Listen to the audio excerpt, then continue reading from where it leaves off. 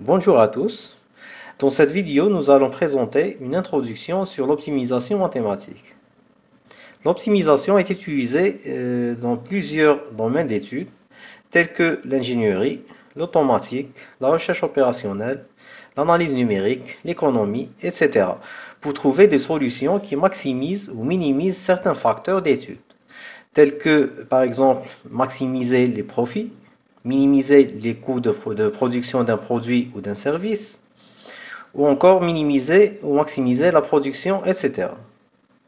D'abord, le problème réel doit être modélisé sous forme d'une fonction mathématique, dont l'objectif est soit de maximiser cette fonction ou la minimiser, c'est-à-dire trouver les valeurs des paramètres qui donnent le maximum de cette fonction dans le cas d'un objectif de maximisation, ou qui donnent le minimum de cette fonction dans le cas d'un objectif de minimisation.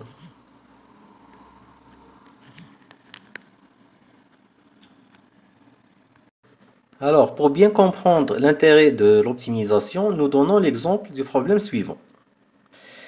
Un agriculteur voudrait cultiver deux sortes de légumes, des brocolis et des courgettes. Il pourrait pour cela planter toute sa terre si le besoin nécessite, en supposant qu'il a assez de terre. Il utilise deux sortes d'engrais, A et B. Les rendements des brocolis et des courgettes sont de 4 kg par mètre carré et 5 kg par mètre carré respectivement. Ces stocks sont de 8 litres d'engrais A et 7 litres d'engrais B. Et les besoins en ces matières sont de 2 litres par mètre carré d'engrais A et 1 litre par mètre carré d'engrais B pour les brocolis, contre 1 litre par mètre carré d'engrais A et 2 litres par mètre carré d'engrais B pour les courgettes. L'agriculteur veut produire le maximum de poids de légumes.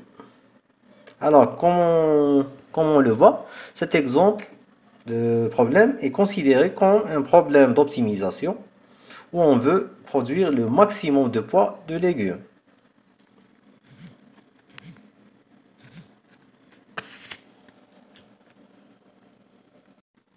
Les étapes pour résoudre un problème d'optimisation sont les suivantes. D'abord, l'analyse et la formulation du problème. Cette étape consiste à, d'abord, identifier les différentes variables du problème, leur nature, ainsi que leur domaine d'étude. Puis définir l'objectif du problème et définir d'éventuelles contraintes. La deuxième étape, c'est la modélisation mathématique du problème, qui consiste à, d'abord, la formulation d'une fonction mathématique, appelée fonction objectif, ou fonction coût, ou encore fonction qualité, qui peut calculer la qualité d'une fonction donnée, et plutôt d'une solution donnée, en donnant les valeurs des différentes variables. Puis écrire les contraintes sous forme mathématique. Et la dernière étape, c'est le choix d'une méthode de résolution du système modélisé. Dans cette étape, il existe de nombreuses techniques disponibles pour résoudre les problèmes d'optimisation et le choix est largement guidé par la nature du problème et des hypothèses.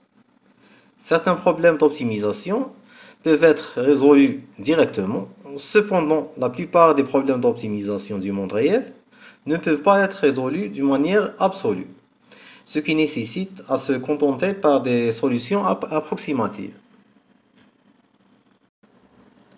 Nous allons appliquer ces étapes pour résoudre le problème précédent.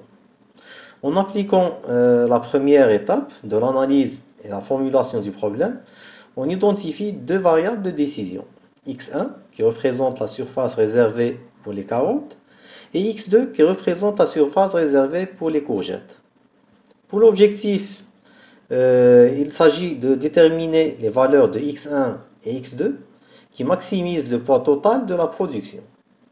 C'est-à-dire, on doit formuler une fonction mathématique qui calcule le poids total qui peut être produit en fonction de x1 et x2.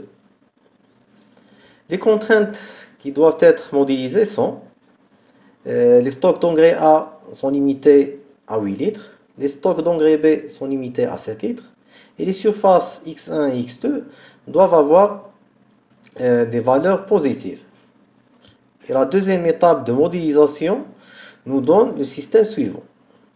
deux variables de décision x1 et x2 de type réel.